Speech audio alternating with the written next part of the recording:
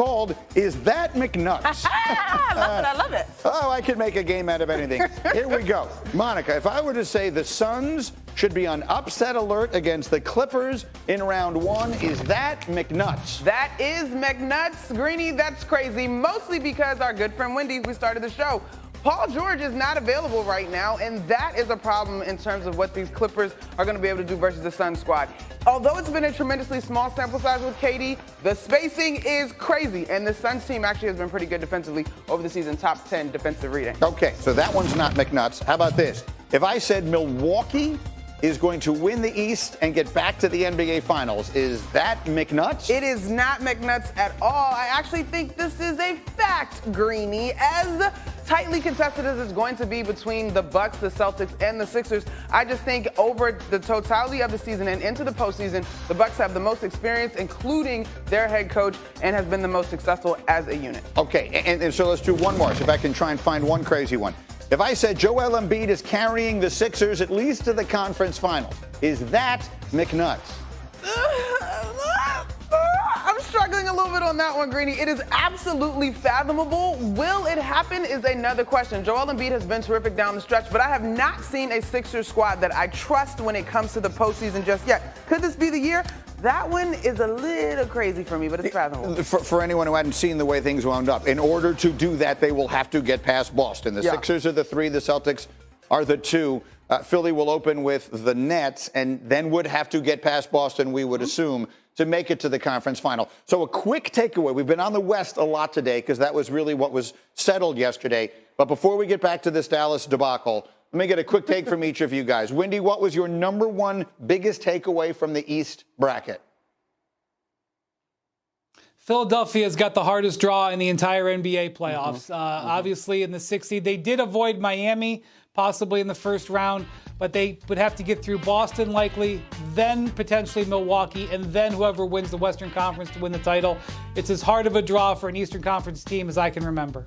Yeah, I agree. I mean, there are several candidates for MVP, and just think it through. And Embiid may wind up winning it, but he could, under the scenario that we're talking about here, wind up having to get through Jason Tatum, Giannis Antetokounmpo, and Nikola Jokic to win a championship. Then for those who don't know, across the country, that you, in addition to working with us here at ESPN, also work at MSG, which is the Knicks network, and cover them. They draw the Cleveland Cavaliers in round one. What is your first thought on that series? Jalen Brunson had an opportunity to get a little rest. Julius Randle has the opportunity to get a little rest. If Julius Randle is playing all-star caliber ball, I think this one can go easily to a Game 7. And I know Donovan Mitchell is the star that some Knicks fans, Stephen A., continue to whine over. Yes. But if you give me Game 7 and it's clutch, Jalen Brunson, in fact, as Wendy was setting up his trivia question, I actually thought one of the most underrated superstars in the league has been Jalen Brunson this season.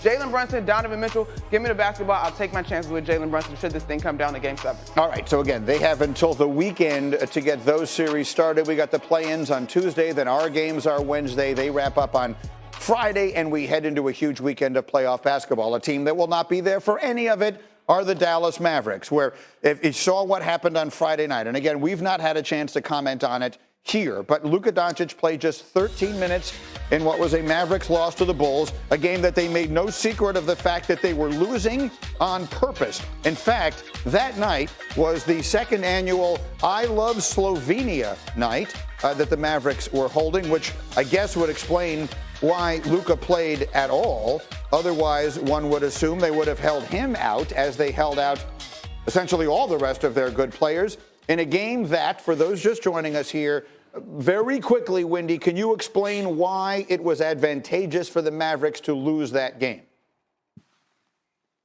It's just a math problem, Greeny. Because they owe their first-round picks to the Knicks, if it falls outside the top 10, they were playing the Bulls, the team that they were right with to be 10th or 11th in the sort of the draft order. If they had finished 11th, they would have had only a 14% chance of keeping their pick, that it would leap up into the top 4. By finishing 10th, which is what that loss allowed them to do, and not 10th in the West, 10th in the draft order. 10th in the West was what they were sacrificing by finishing 10th in the draft order. They now have an 82% chance of keeping that pick, even though they were 2-2 against the Pelicans this year, even though they were 2-2 against the Nuggets. They preferred getting that draft pick percentage in their favor as opposed to giving themselves a chance with Luka Doncic and Kyrie Irving.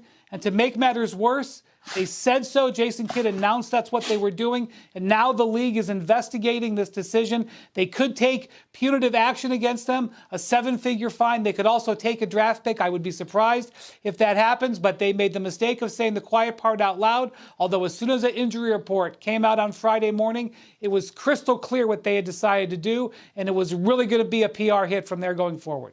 And let's just make it very clear, lest anyone should be watching this and saying, but wait a minute, if they had won and finished 10th, wouldn't they have gotten into the play-in? Wouldn't they have a chance to win a game and get into the playoffs? And who knows what might happen?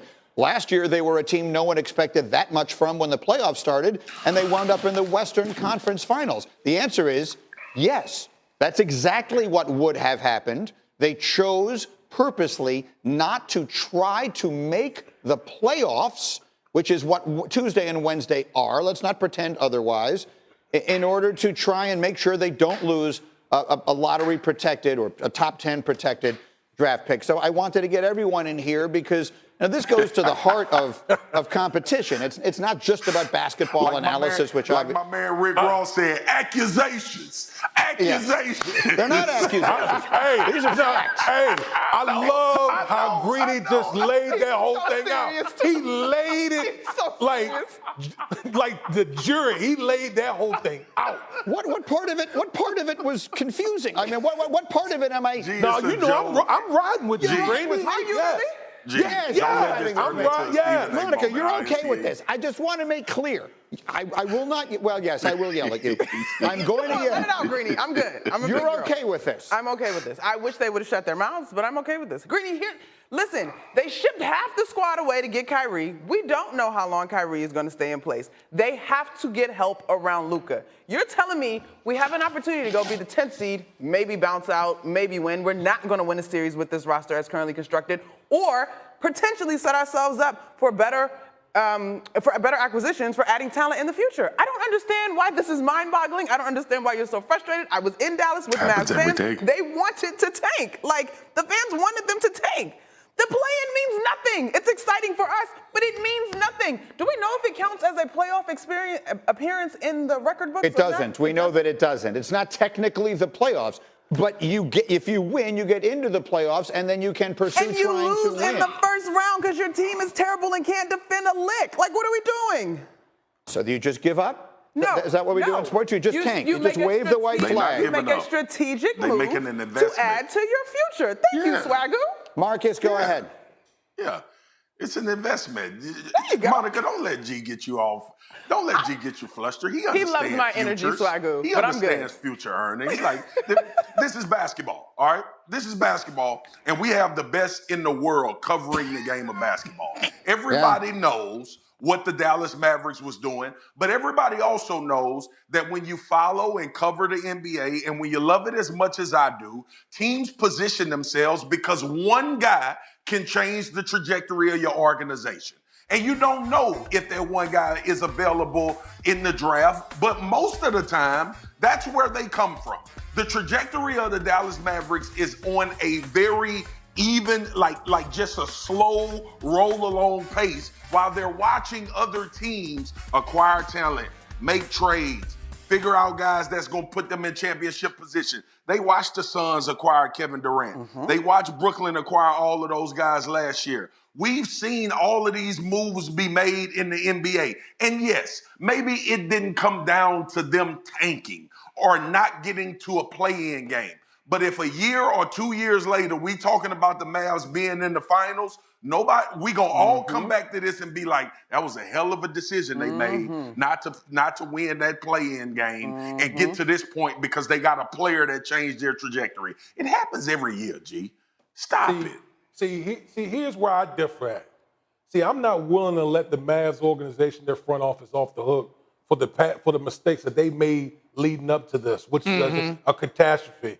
okay, letting Jalen Brunson just walk out the building after what he did in the Bro, they got postseason Kyrie Irving, in the postseason last year. Then you trade for Kyrie.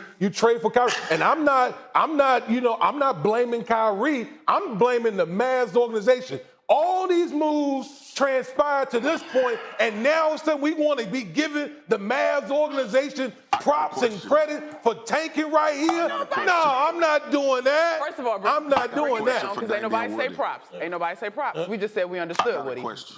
Please get the question in Swaggo. Where you at? Yes, please. Can I ask a question? Yes, please. Because I'm sick of hearing this, and I've been hearing this for the last week and a half. Who in the hell is going to take Jalen Brunson over Kyrie Irving? Can we stop saying that? Jalen Brunson has had a phenomenal year. He is what we thought he would be after we watched that playoff series. But are we taking Kyrie Irving's talent over Jalen Brunson's talent? Here we go. Here we go right here. Yes. High hand. Yes. There we, It is there you go. It is I am her. Monica, Yes. I'm not Yes. talking about.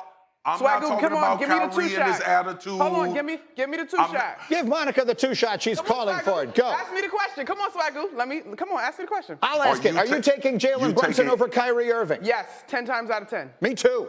Me too. Why? Without question. Kyrie Why? Irving destroyed two Why? teams this But year. that's a Jalen false Brunson is in the playoffs. Without question. That's Okay, exactly. Wendy, That's wait a minute. The voice exactly. of I reason was understand Wendy. that. We heard Wendy. Wendy, go ahead. Wendy, go. It's a false equivalency because it's not either or. You would have had Jalen Brunson and Dorian Finney-Smith and the draft picks. It's not one for the other. They had to overpay to go get Kyrie because they lost Brunson. And all I'm going to say is this. May 16th, 2023, draft lottery, ESPN, before Game 1 or Game 2 of the Western Conference Finals. Yeah. There's an 18% chance that somebody from behind the Mavericks could come up. Talk about karma. Or the Mavericks have their bite at the apple and they jump up and maybe they stay at the same. It doesn't matter. But oh my gosh, the karma.